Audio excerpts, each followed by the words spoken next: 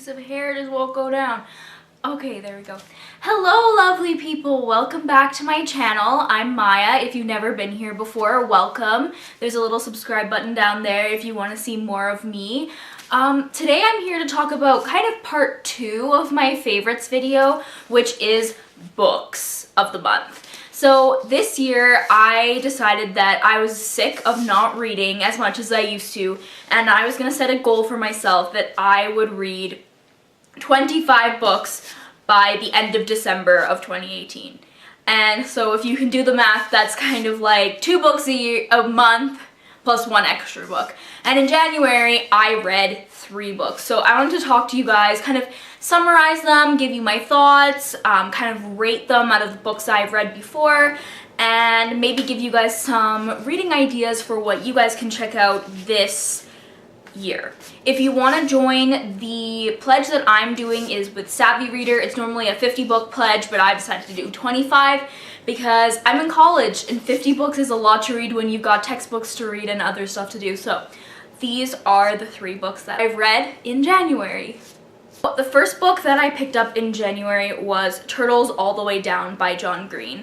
And I wasn't necessarily going to read this book because I think John Green is a little bit hit and miss in terms of his literature, but when I was at the store it was 30% off, and a couple of the other booktubers that I've watched, my favorite one is Go with Flick. I'll link her channel down below because she is so good at talking about books. We're talking about this one and I was like, you know what? Mental illness, it's an important thing to learn about, something that I deal with, so I really want to check this out. So I'm gonna read you the little blurb that's on the inside cover here, and if I pronounce the names differently, I'm sorry. This is just how I read them. So, 16-year-old Asa never intended to pursue the mystery of fugitive billionaire Russell Pickett, but there's a $100,000 reward at stake, and her best and most fearless friend Daisy is eager to investigate. So together, they navigate the short distance and broad divides that separate them from Russell Pickett's son, Davis. Asa is trying. She is trying to be a good daughter, a good friend, a good student, and maybe even a good detective, while also living within the ever-tightening spiral of her own thoughts. Book. To be honest, because I read it like in 3 days at the beginning of January, I don't remember a lot about this book, but I will tell you that it is a good read. Like, I devoured this book, and I'm not a fast reader. So to say that I finished this in a couple of days is a really big deal for me. So Asa is the main character. She is in high school. Her friend Daisy's also in high school, and she kind of has a crush / knew this guy named Davis from when she was a kid, and they used to go to his island. Anyway, he's super rich, and his dad goes missing, and they kind of like try to go find the dad, make some money out of it kind of as they're going along, but also dealing with just like the pressures of high school, the pressures of being a teenager, and dealing with mental illness like Asa is, and it's about friendship and romance and mystery. I really, really like this book. The one thing I will say is that John Green, sometimes I feel like he's never met a man before in his life, like a real live, like teenage boy, because all of his teenage boys are so unrealistic. This one writes poetry, and they're just so like classic romantic, and I've never met a teenage boy who's like that. So anyway, I would give this book, so far of the books I read this month, I would give this 4 stars. Like, I love this book. I would read it again. I recommend it to a lot of people. If you like an easy fiction read, this is definitely one that you should pick up. I really enjoyed it, and I hope that you really enjoy it if you check it out. Okay. The second book that I read this year is called Affections by Rodrigo Hasbun, or Bun, I don't know. This is the cover. I got this from the library, so it's a little bit reflective. I had to get it out again, but I'll link all the books down below where you can buy them on Amazon or Indigo or whatever you want. This book is weird. Like, I don't even really know how to describe what happens in this book because it's not chronological. It's not, I don't even know, okay?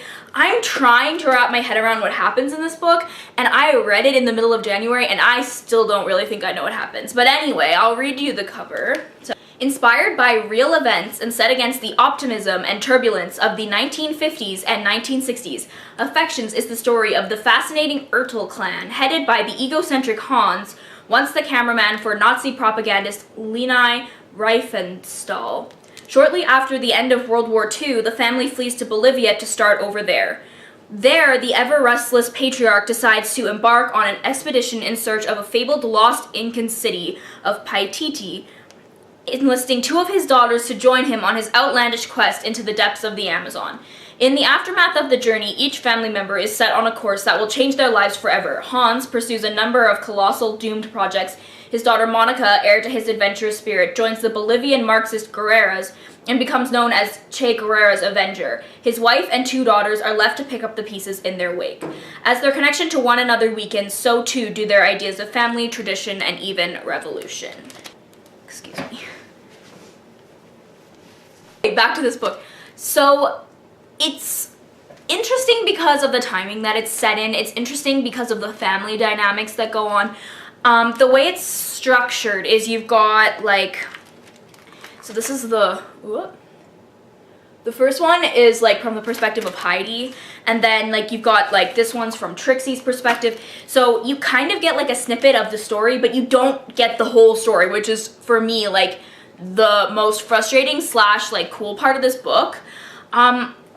And that's also why I don't really know how to describe it, because it's so weird. So,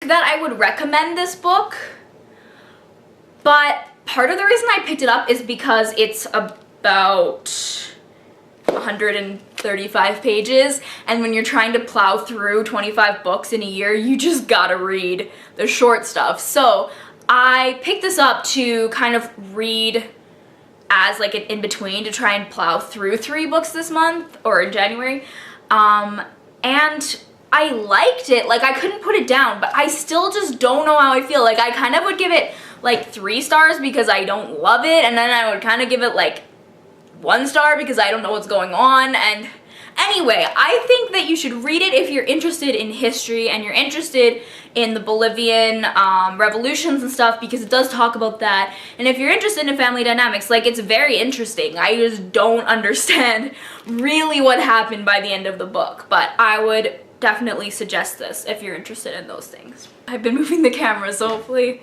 it's more or less back to where it was. Okay, and the last book that... the battery is dying. Okay, the last book that I read this last month in January is called Whiskey Tango Foxtrot. This is the movie cover of the book, and apparently it also, before the movie, it was called The Taliban Shuffle. This is sort of a non-fiction-y autobiography thing, book. It is written by Kim Barker. It's a memoir of her time as a journalist during the years around the Afghan war and the Iraqi war, and basically it's about conflict in the Middle East, which, as a historian nerd, I love that kind of stuff, and I learned so much that I didn't know about the Middle East through reading this book, and a lot of stuff about it that's really, really good that I didn't know, and the culture and what basically the United States did to them during the interwar periods, between like when the United States were really involved to when they were like not really there to when they were really involved again. And it's just about like her life there. And the most interesting part to me, as somebody who was interested in studying journalism at a younger age, is that her life never went back to normal after this. Like, she talks about how she could never go back to living in the United States again. It's a really important book to talk about because it just tells you so many things that you don't get in your everyday history class and that you won't get from a history textbook. And to me, as somebody who's studying history right now, that's what's crucial about this book. And she just goes so in depth with her relationships with people who live there, and her relationships with other journalists, and her relationships with the Taliban. It's just so interesting to learn about all the things that she went through while she was overseas, and we don't really get to see that a lot other than from the media. When Kim Barker first arrived in Kabul as a journalist in 2002, she had only recently acquired a passport, spoke only English, and had little idea how to do the Taliban shuffle between Afghanistan and Pakistan. No matter, her stories about Islamic militants and shaky reconstruction were soon overshadowed by the bigger news in Iraq. But as she delved deeper into Pakistan and Afghanistan, her love for the hapless countries grew, along with her fear for their future instability. In this darkly comedic and unsparing memoir, Barker uses her wry, incisive voice to expose the absurdities and the tragedies of the forgotten war, finding humor and humanity amid the rubble and heartbreak. As you can see, there's a movie about this. This is the movie cover. And Tina Fey plays Kim, which makes me really excited because I think that she can totally do Kim justice as a person, because she's not a character, she's a real live human who wrote this. And I haven't checked out the movie yet because I just picked this up. I've had it in my bookshelf for a while now. My uncle gave it to me because he was involved in the movie, but I had no idea how much this book would like influence my life and change my knowledge about the other side of the world that I never see. So this is definitely a must read, especially if you enjoy history, but even if you don't, just to know what goes on during the wars is really interesting, and I think even possibly life-changing. So I would definitely give this book 5 stars just because of what it's taught me and how it's influenced my life.